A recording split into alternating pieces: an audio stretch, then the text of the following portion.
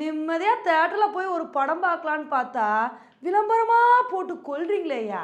இப்படி நம்ம பல பேர் புலம்பியிருப்போம். நம்மளாவது புலம்பிட்டு விட்டுருவோங்க.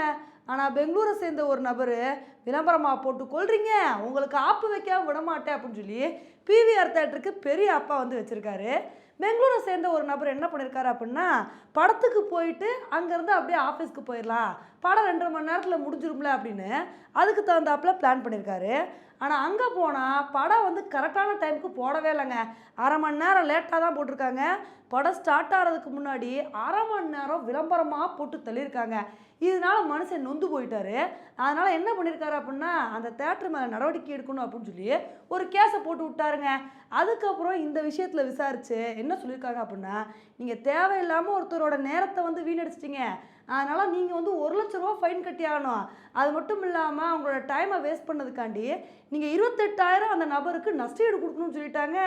இதை பார்க்கும்போதாங்க ஆச்சரியமாக இருக்குது. இப்போ இதுக்கப்புறமாவது தேட்டரில் கரெக்டான டைமில் படம் போடணும். அந்த மாதிரி போடல, நம்மளும் இது மாதிரி கிளம்பிடணுங்க.